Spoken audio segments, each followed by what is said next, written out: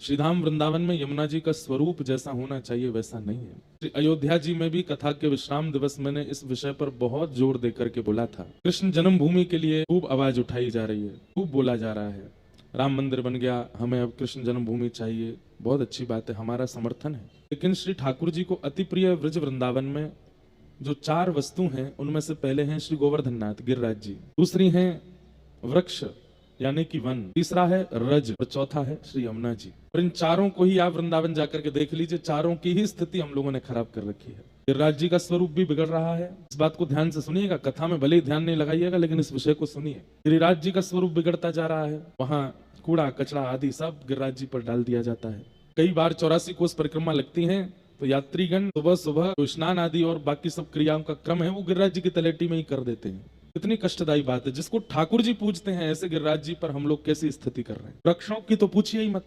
वृंदावन अब वृंदावन नहीं है, बिल्डिंग वन हो गया है। वृंदा यानी तुलसी का वन, वृंदा यानी श्री कृष्ण के प्रेमी भक्तों का वन। अब तुलसी वन की जगह, भक्त वृंद की जगह पर्यटन वन हो गया है, बिल्डिंग वन हो गया है वृंदावन, हाईटेक वन हो गया है वृंदावन। वृंदावन में वन नहीं बचे, राज्य की स्थिति हमने खराब कर दी। ब्रज भी अब सब जगह से लगभग समाप्त होती जा रही है, विश्राम होती जा रही है, सब जगह पक्के पक्के सब रोड आदि सब बनाए दिए जा रहे हैं। और श्री यमुना जी में तो आचमन ही नहीं कर सकते आप। यदि आपने आचमन किया तो आपको घनघोर पीलिया की बीमारी हो जाएगी या कोई और रोग लग जाएगा। क्यों? यमुना जी है ही नहीं, यमुना जी है ही नहीं। यमुना नगर आपके हरियाणा के बाद यमुना जी का स्वरूप नहीं है। फिर हम लोग सब लोग जो ब्रजवासी हैं ये दिल्ली के लोगों का चरणामृत पी रहे हैं वृंदावन में, यमुना जी नहीं है वहां पर। दिल्ली के लोगों का स्नान का जल और आदि आदि जो दूषित जल है वो वृंदावन में आ रहा है।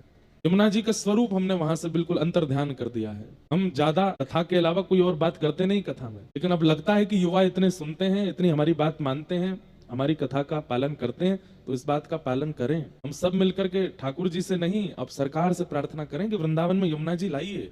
कृष्ण जन्मभूमि आ जाएगी, पहले यमुना जी का आना आवश्यक है। राम जन्मभूमि बनी है अयोध्या में, वहां सरजू जी का जल, मैं अभी गया था, रोज 2-3 बार स्नान करने गया, इतना सुंदर पवित्र जल। सरजू जी हैं इसलिए रामलला आ गए, काशी में गंगा जी हैं इसलिए विश्वनाथ प्रभु आ गए, लेकिन वृंदावन में यमुना जी नहीं आई है। हम लोग इन्हें सामान्य नदी क्यों मान रहे हैं? पटरानी है ये ठाकुर जी की स्वरूप शक्ति है। 10 साल 20 साल हो गया यमुना जी का पवित्र जल नहीं है। इसलिए हमारी प्रार्थना है कि श्री यमुना जी के शुद्धिकरण पर आप सब लोग भक्त वृंदावन जाके आवाज उठाया कीजिए, प्रार्थना कीजिए कि श्री यमुना जी का जल पुनः व्यवस्थित हो, स्नान करने योग्य, पान करने योग्य हो। यमुना जी सुव्यवस्थित और सुंदर हो जाएंगी तो वृंदावन का सब रूप, सब स्वरूप, सब मंगल में हो जाएगा।